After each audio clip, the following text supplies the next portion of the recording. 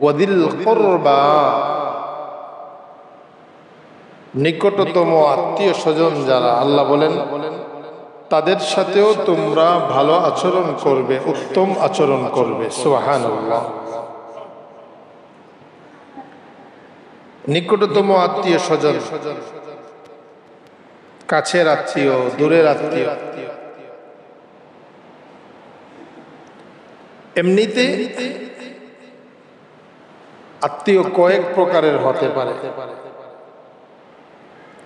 প্রতিবেশীও কয়েক প্রকারের হতে পারে। কোরআনে কারীমের সূরাতুন নিসাতে আল্লাহ তাআলা এই বিষয়টা আত্মীয় স্বজন, প্রতিবেশী, কাছের দূরের বিস্তারিত বলছেন। আল্লাহ বলেন ওয়াল জারিদিল কুরবা, তোমার প্রতিবেশী যে নিকটতম আত্মীয়, আবার তোমার প্রতিবেশীও সে, তার সাথে ভালো আচরণ করো। ওয়াল জারিল জুনুব, তোমার প্রতিবেশী আত্মীয় না কিন্তু তোমার প্রতিবেশী, তার সাথেও ভালো আচরণ করো। ওয়াস-সাহিবি বিল জাম,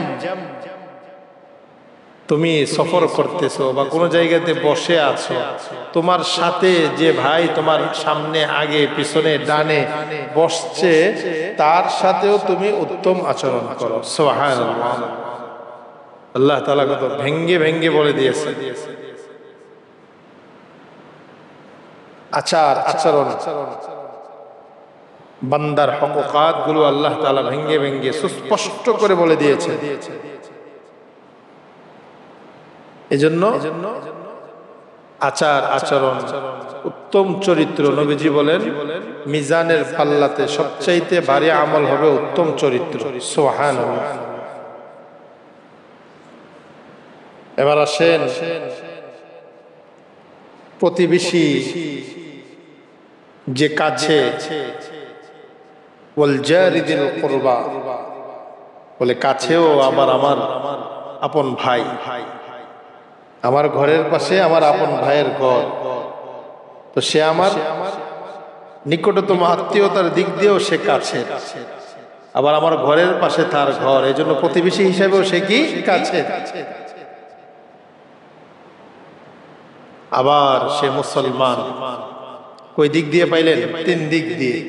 আপনার প্রতিবেশী, সে আপনার নিকটতম আত্মীয়, ভাই বোন, চাচাতো ভাই চাচাতো বোন, আবার সে আপনার ঘরের পাশেই তার বাসা। 3 নাম্বার, সে একজন মুসলমান। আরেকজন প্রতিবেশী, সে আপনার নিকটতম আত্মীয় নয় কিন্তু সে আপনার পাশের বাসাতেই তার বাসা, আপনি যে বিল্ডিং এ থাকেন এই পাশের ইউনিটেই তার বাসা, তো সে আপনার প্রতিবেশী। আবার সে একজন মুমিন, 2 দিক দিয়ে সে আপনার কাছে।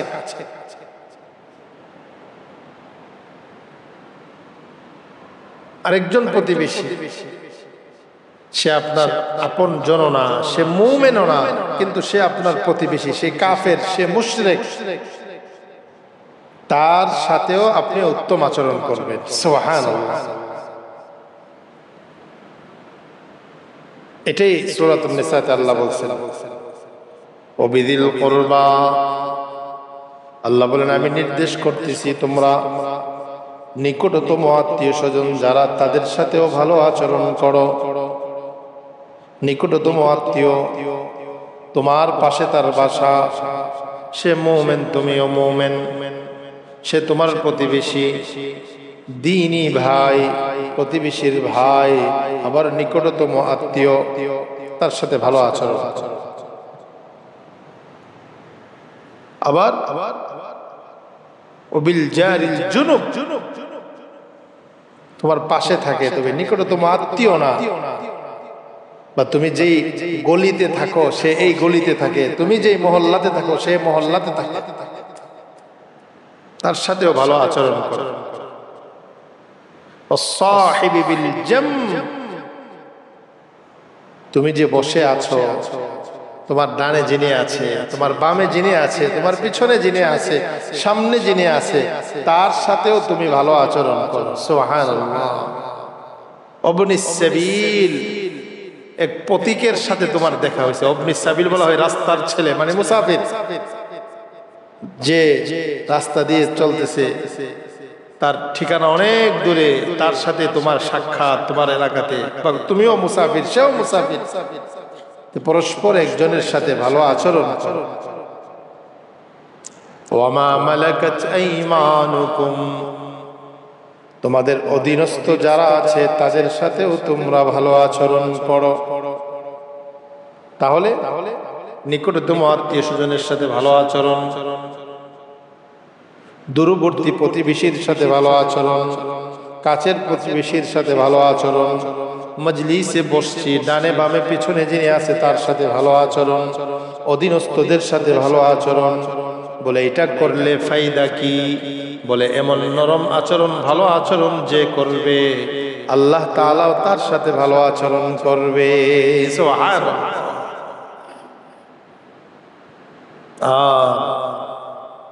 এই ভালো আচরণ আসে না তাদের যারা অহংকারী, নিজের ভাষা, নিজের চলাফেরা, নিজের ধন সম্পদ বা নিজেকে নিয়ে খুব ব্যস্ত, যেটা তাকে করার সুযোগ নেই, এটা অহংকার থেকে আসে। এরপরে আল্লাহ বলতেছে এমনটা যে করবে, নিজেকে সকলের সাথে মিলিয়ে দিবে, আল্লাহ বলেন আমি তাদেরকে পছন্দ করি, ভালোবাসি। সুবহানাল্লাহ। আর এমনটা যে করবে না, না তার নিকটতম আত্মীয়দের হক আদায় করলো, না প্রতিবেশীর হক আদায় করলো, না দূরবর্তী কোনো আত্মীয় স্বজনের হক আদায় করলো, না দূরবর্তী তার মহল্লার পাশে কারোর সাথে তার সাথে ভালো আচরণ করলো না, অধীনস্থদের সাথে ভালো আচরণ করলো না। আল্লাহ বলেন এই সমস্ত ব্যক্তি যারা তারা অহংকারী হয়, আল্লাহ বলেন এই অহংকারীদেরকে আমি পছন্দ করি না। নাউযুবিল্লাহ। ইন্নাল্লাহা লা ইউহিব্বু মান কানা মুখতালান ফাখুরা। আল্লাহ বলেন এদেরকে আমি পছন্দ করি না।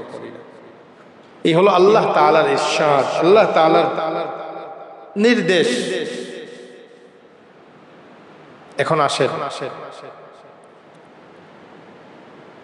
নিকটতম আত্মীয় স্বজন তার সাথে ভালো আচরণ করলে, দানের ক্ষেত্রে আসছে ওয়াতাল মাল আলা হুব্বিহি যাবিল কুরবা ওয়াল ইয়াতামা। আগে আত্মীয় স্বজনের কথা আসছে। নিকটতম আত্মীয় স্বজন গরিব, তো আপনি দূরবর্তী কোনো ফকির মিসকিনকে যাকাত দেওয়ার আগে আপনার ভাই গরিব তাকে আপনি যাকাত দেন, আপনার বোন গরিব তাকে দেন। বলে হুজুর তাকে নাম আপনি বলার দরকার নেই, নাও খরচ করো, আপনি নিয়ত করলেই চলবে, সওয়াব ডবল। আল্লাহ রাসূল বলেন যে নিকটতম আত্মীয় স্বজনকে দান করলো, এবার এটা ফরজ দান হতে পারে, গরিব হলে ফরজ দানও দেওয়া যাবে, আর ধনী হলে ফরজ দান দেওয়া যাবে না, যাকাত দেওয়া যাবে না, এমনিতে হাদিয়া দেওয়া যাবে, উপঢৌকন দেওয়া যাবে। ভাইয়ের মেয়েকে বিবাহ দিতেছে, ভাই আছে মোটামুটি মধ্যবিত্ত, আপনি তাকে উপহার হিসাবে আরো 1 লাখ টাকা দিলেন, আরো 50,000 টাকা দিলেন। আল্লাহ রাসূল বলেন নিকটতম আত্মীয়কে যে দান করবে তার ডাবল সওয়াব। সুবহানাল্লাহ। একটা হলো দানের সওয়াব, আর আরেকটা হলো আত্মীয় স্বজনের হক আদায় করছে, এজন্য আরেকটা সওয়াব দেওয়া হবে। সুবহানাল্লাহ।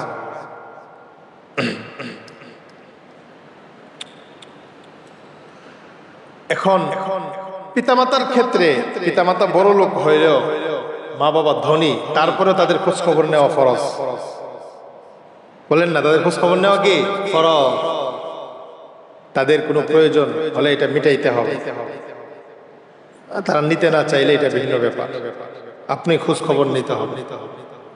প্রতিবেশী গরিব, উপার্জন করা থেকে অক্ষম, উপার্জন করতে পারে না, একটা ছোট বাচ্চা, একজন স্ত্রী লোক, তার স্বামী নেই, আপনার পাশে একজন আছে, সে অঙ্গ প্রত্যঙ্গ তার অবশ, চলতে পারে না, হাঁটতে পারে না, এমন ব্যক্তি সে যখন কি হবে, অভাবগ্রস্ত হবে, তখন তাকে প্রতিবেশী আমি আমার উপরে তাকে ভরণ পোষণ দেওয়া ফরজ হয়ে যায়। বলেন কি হয়ে যায়? ফরজ হয়ে যায়। যদিও এটা নফল, আমি খাবো, আমার প্রতিবেশী খাবে না, অক্ষমতার কারণ। একটা হলো অলসতা, না এটা না, সে অক্ষম শরীয়তের দৃষ্টিতে, তার পা নাই, হাত নেই, সে অসুস্থ, এমনকে খোঁজ খবর নেওয়া কি বলেন ফরজ, নিতে হবে।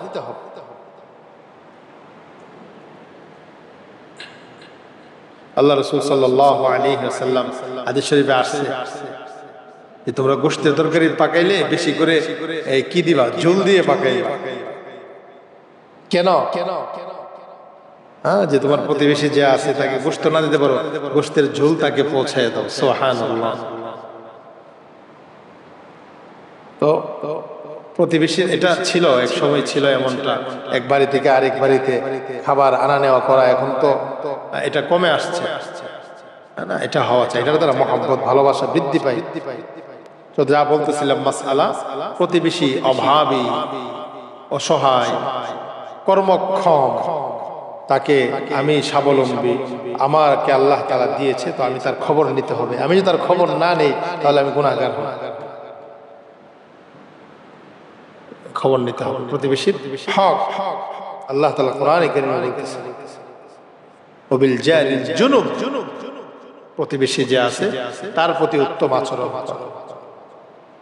এমনিতে তারও আছে, আমারও আছে, আমি তাকে দিতেছি, এটা মুস্তাহাব। বলেন এটা কি মুস্তাহাব, দিলে পছন্দনীয়। আর একবারেই নেই, না খেয়ে থাকতেছে, আমি খোঁজ খবর নিলাম না, আর আমি আমার আলে আওলাদ নেই, ভালো ভালো খাবার খাইলাম, এটা হবে না। এজন্য প্রতিবেশীর খবর নেওয়া চাই, তাদের হক আদায় করার চেষ্টা করা চাই। আল্লাহ তাআলা তৌফিক দান করেন, আমিন। অধীনস্থ যারা, অধীনস্থদের ব্যাপারে এই যে কি গেল, শ্রমিক দিবস গেল, মে দিবস, মিছিল মিটিং, কি শ্রমিকের অধিকার। এখন যারা মিছিলের আগের কাতারে এরাই গিয়ে দেখেন শ্রমিকের টাকা মাইরা খাইতেছে। শ্রমিকের ন্যায্য যে বেতন এটা দিতেছে না। শ্রমিক এখন একজন শ্রমিক চলতে গেলে তার কমপক্ষে 15 থেকে 20,000 টাকা দরকার, বেতন দিতেছে 10,000 12,000। তো এখানে জুলুম করা হচ্ছে না। আমি তার রক্তকে পানি করে আমি কোটিপতি হচ্ছি, কিন্তু তাদের হক আদায় করতেছি। ইসলাম এখানে কি বলছে? ইসলাম বলছে ইখওয়ানুকুম খাওয়ালুকুম, বুখারী শরীফের 39 বা 40 নম্বর হাদিস। তোমাদের অধীনস্থরা তোমাদের ভাই। তারপরে আল্লাহ রাসূল বলেন তুমি যা পরিধান করো তাকে তা পরিধান করার চেষ্টা করো, তুমি যা খাও তাকে তা খাওয়াও। এখন এখানে কতবার সম্ভব? আমি চাই যে 3 বেলা ভালো খাইতে, 3 বেলা ভাত খাইতে চাই, তাহলে কিন্তু আমার অধীনস্থকে আমি এমন বেতন দিতেছি, আমার সাধ্য আছে, কিন্তু আমি তাকে এমন বেতন দিতেছি যে সে 2 বেলায় ভালোভাবে খাইতে পারতেছে না।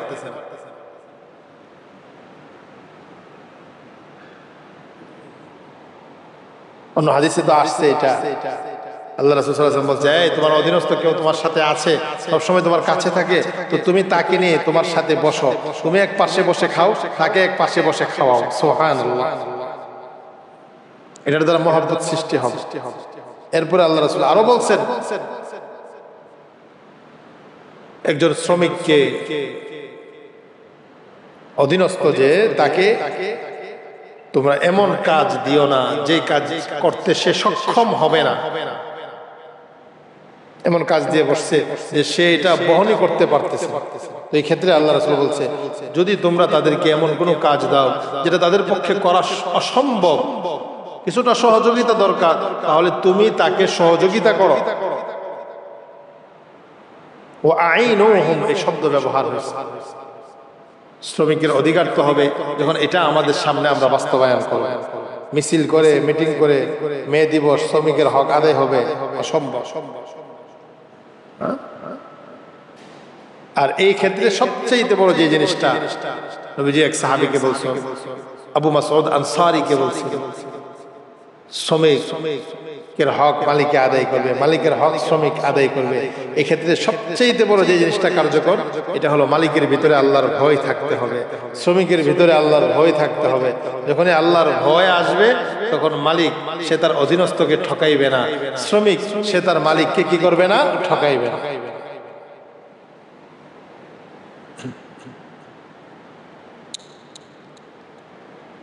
আল্লাহ তাআলা ইরশাদ করেছেন, অধীনস্থ যারা তাদের সাথে ভালো আচরণ করো। নবীজি সাল্লাল্লাহু আলাইহি ওয়াসাল্লাম এই ব্যাপারে আরো ব্যাপক কথা বলছেন, মান লা ইয়ারহামুন নাস লা ইয়ারহামুহুল্লাহ। তিরমিজি শরীফের 2047 নম্বর হাদিস। রাসূলুল্লাহ সাল্লাল্লাহু আলাইহি ওয়াসাল্লাম ইরশাদ করেন, যে বান্দা মানুষের সাথে দয়ার আচরণ করবে না, মায়ার আচরণ করবে না, ভালোবাসার আচরণ করবে না, আল্লাহ তাআলাও তার সাথে ভালোবাসার আচরণ করবে না। নাউযুবিল্লাহ। সকলে বলেন নাউযুবিল্লাহ। সুস্পষ্ট কথা। আল্লাহ রাসূল বলেন, যে মানুষের সাথে ভালো আচরণ করবে না, তার সাথে আল্লাহর আচরণও কি হবে না? ভালো হবে না। মান লা ইয়ারহাম লা ইউরহাম। অন্য হাদিসে আসছে, যে দয়া করে না তাকেও দয়া করা হবে না। এবার আমি ওস্তাদ, আমি যদি ছাত্রের প্রতি দয়া না করি তাহলে আল্লাহ তাআলার পক্ষ থেকেও আমার সাথে দয়া আসবে না। আমি মালিক, আমার অধীনস্থ অনেকে আছে, আমি তাদের প্রতি দয়া না করলে আল্লাহ আমার প্রতি দয়ার আচরণ করবেন না। সন্তানের প্রতিও দয়ার আচরণ করা চাই, পাষণ্ড হয়ে যায় আমরা না। আরেক হাদিসে আল্লাহ রাসূল সাল্লাল্লাহু আলাইহি ওয়াসাল্লাম বলেন, যে মানুষের প্রতি দয়া করে না, মনে করবা সে হলো হতভাগা। নাউযুবিল্লাহ বলি ভাই, নাউযুবিল্লাহ। লা তুনজাউর রাহমা ইল্লা মিন শাকিয়্যিন। এটা হলো 2048 নম্বর হাদিস তিরমিজি শরীফে। যে হতভাগা, যে কপাল পোড়া, তার দিল থেকেই একমাত্র দয়াকে ছিনিয়ে নেওয়া হয়। যখন আমার দিলের মধ্যে দয়া, এটা আমি লালন করব, তখন এটা আমার পরিবারের মধ্যেও কাজে আসবে, আমার অধীনস্থ যারা তাদের সাথে, প্রতিবেশী যারা তাদের সাথে। অন্যথায় সামান্য পানি নিয়ে ঝগড়া লেগে যাবে, বাচ্চাদের সামান্য এদিক সেদিক নিয়ে ঝগড়া লেগে যাবে, কারণ দয়া মায়া নেই। প্রতিবেশীর বাচ্চা আমার ফ্লোরে এসে প্রস্তাব করে দিচ্ছে, বাস থাকে চর মেরে দিল। কি কারণে? দয়া নেই। আর দয়া না থাকলে মানুষ যখন পাষণ্ড হয়ে যায়, তখন সে আস্তে আস্তে বিপদগামী হয়, মানুষ সত্যের কাতারে থাকে না। একজন মানুষ হিসেবে তার কিছু অধিকার থাকে। এজন্য এমন যেন আমরা না হই, পাষণ্ড হৃদয়ের অধিকারী যেন আমরা না হই। সবসময় আল্লাহকে ভয় করা চাই, মানুষের প্রতি দয়া মায়ার আচরণ করা চাই, এটা বিশ্বাস করা চাই। আমি তার প্রতি দয়া করতেছি, তো এটা তো আমি সামান্য দয়া করতেছি, হতে পারে আমার রব আমাকে কিয়ামতের দিন দয়া করবেন। সুবহানাল্লাহ। আর রাহিমুন ইয়ারহামুহুমুর রাহমান। 2049 নম্বর হাদিস তিরমিজি শরীফে আল্লাহ রাসূল বলেন, যারা দয়া করে মানুষের প্রতি, দেখেন শুধু মুসলমানদের প্রতি কিন্তু বলতেছেন। একজন বিধর্মী, সে আপনার প্রতিবেশী, তাকেও আপনি কি করবেন? দয়ার আচরণ করবেন, মায়ার আচরণ করবেন। হ্যাঁ, সে যদি ইসলামের ক্ষতিকারক কোনো বিষয় নিয়ে ব্যস্ত থাকে, তখন এগুলো হারাম। বলেন, তখন এগুলো কি হারাম? এমনিতে সে আপনার পাশে থাকতেছে, আপনার এলাকাতে থাকতেছে, সে তার ধর্মকর্ম পালন করতেছে, কিন্তু সে কিনা মুসলমানদের ক্ষতি করে না, তখন তার সাথে ভালোবাসার আচরণ, হ্যাঁ ভালো কথা, এটা কোনো অবৈধ না। অবশ্যই এটা ইসলাম এটাকে উৎসাহিত করে। আর রাহিমুন ইয়ারহামুহুমুর রহমান, যারা দয়াশীল, রহমান তাদের প্রতি দয়া করবেন। কোথায় দয়া করবেন এটা রাসূল বলেন নাই, মানে রাসূল সাল্লাল্লাহু আলাইহি ওয়াসাল্লাম কথাটাকে ব্যাপক বলেছেন। যারা দয়াশীল, যারা একজন আরেকজনের প্রতি দয়া করেন, আল্লাহ তাআলা তাদেরকে দুনিয়াতেও দয়া করবেন, মায়া করবেন, আখিরাতেও তাদেরকে দয়া মায়া করবেন। সুবহানাল্লাহ। এরপরে আল্লাহ রাসূল বলতেছে, ইরহামু মান ফিল আরদ, এই জমিনে যারা আছে তাদের প্রতি তোমরা দয়া করো, মায়া করো, ভালোবাসার আচরণ দেখাও। তাহলে তোমরা জমিনওয়ালাদের প্রতি দয়া করবা, আর ইয়ারহামুকুম মান ফিস সামা, আসমানের মালিক যিনি তিনি তোমাদের প্রতি দয়া করবেন। সুবহানাল্লাহ। আর রহিম সুজনাতুম মিনার রহমান। এবার আত্মীয়তা সম্পর্কের কথা বলতেছে। রাহিম, এই যে মার বাচ্চাদানিকে বলা হয় রেহেম। বলেন কি বলা হয়? রেহেম বলা হয়। এই যে রেহেমটা, এটা রহমান শব্দ থেকে আসছে, আর রহমান অর্থ হলো পরম করুণাময়। বলেন কি ভাই? পরম করুণাময়। এই রহমান শব্দ থেকে রেহেম আসছে। এই জন্যই দেখবেন এক রেহেমের আওলাদ একজন আরেকজনের প্রতি তার বিপদে মানুষ ঝাঁপাইয়া পড়ে। ওই যে রহমান শব্দের সাথে একটু মিল আছে। এই জন্য এক ঘরের এক মায়ের সন্তান, তো ভাই ভাইয়ের বিপদে, বোন ভাইয়ের বিপদে আসতেছে, এটা হলো ওই যে এই রেহেম। এই রেহেমটা রহমান থেকে আসছে। এই রহমান যিনি পরম করুণাময়, এই যে রহমান শব্দ থেকে রেহেম আসছে, এর বরকতে একজন আরেকজনের প্রতি এত দয়া করে। মা তার সন্তানের প্রতি কত দয়া করে। এরপরে আল্লাহ রাসূল সাল্লাল্লাহু আলাইহি ওয়াসাল্লাম বলতেছে, দেখেন এই রেহেমকে, আত্মীয়তা সম্পর্ককে আল্লাহ তাআলা সৃষ্টি করার পর, এই আত্মীয়তা সম্পর্ক আল্লাহ তাআলার দরবারে, সে তো একটা সৃষ্টি।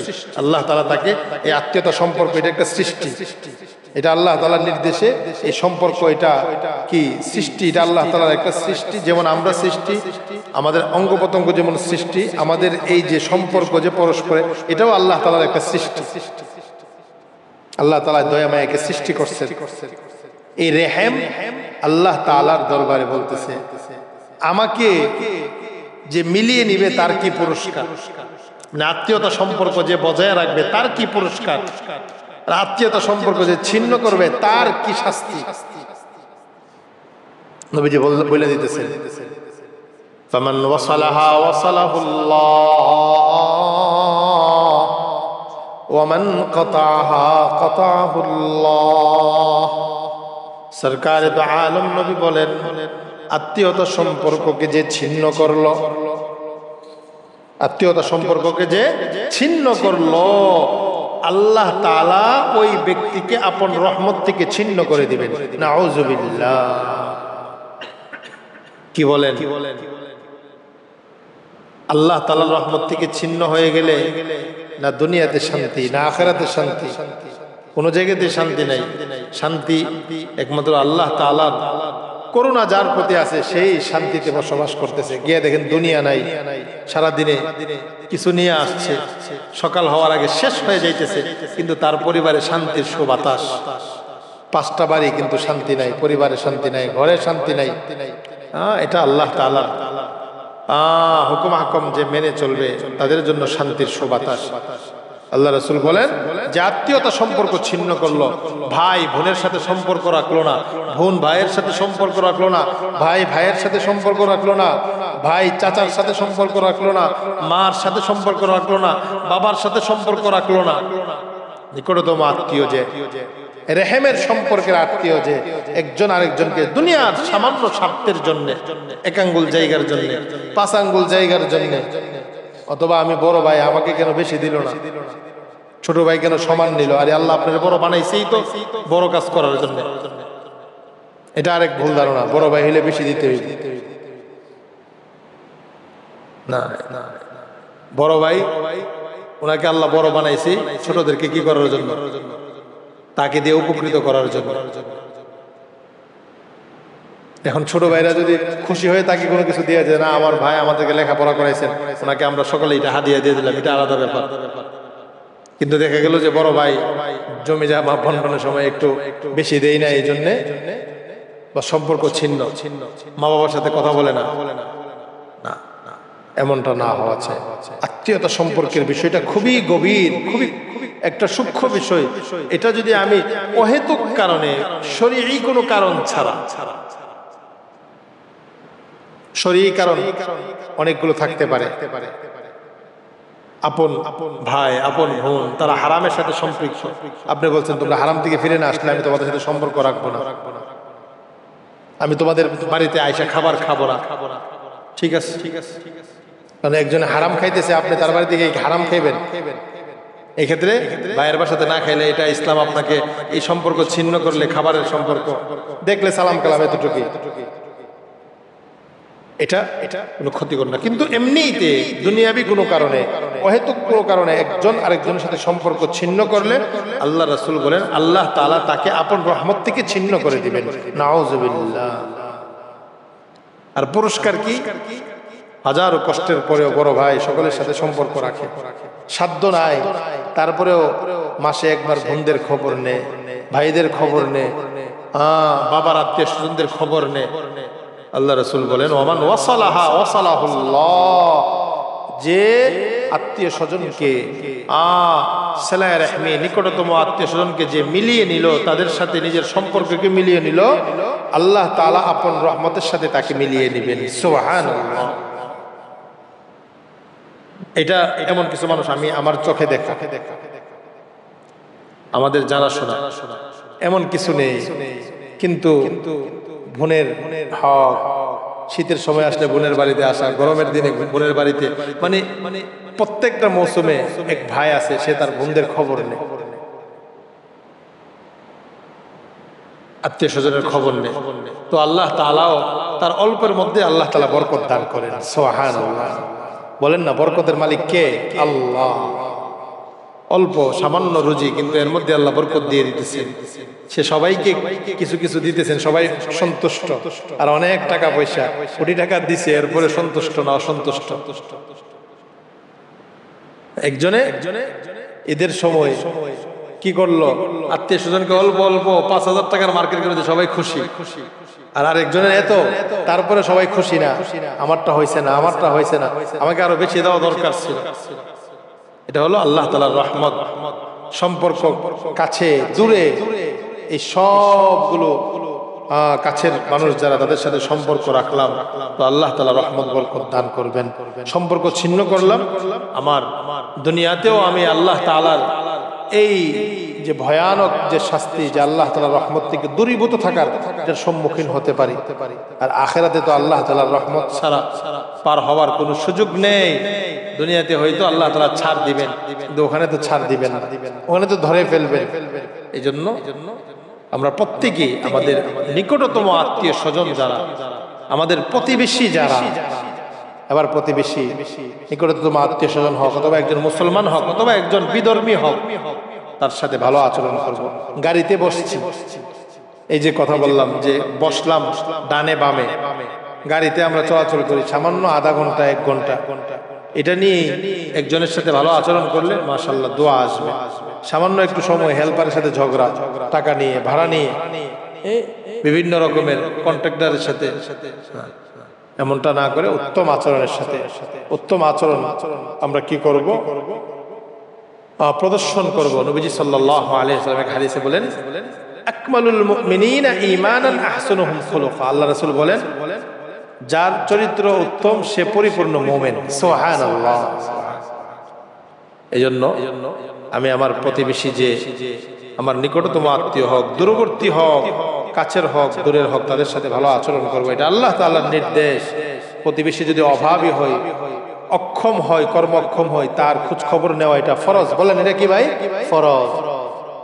এমনি ভাবে আত্মীয় স্বজন যারা, তাদের সাথে রেহেমের সম্পর্ক যাদের সাথে, তাদের সাথে অবশ্যই সুসম্পর্ক রাখবো। তাদের সাথে কোনো অহেতুক কারণে, দুনিয়াবী কারণে যদি তাদের সাথে সম্পর্ক ছিন্ন করি, তাহলে আল্লাহ তাআলার রহমত থেকে আমি দূরে সরে যাব। যতটুকু পারি আমার সাধ্য অনুযায়ী আমি আমার আত্মীয় স্বজনদের সাথে সুসম্পর্ক রাখার চেষ্টা করব। আল্লাহ তাআলা তৌফিক দান করেন। ওয়া আখিরু দাওয়ানা আলহামদুলিল্লাহি রাব্বিল আলামিন।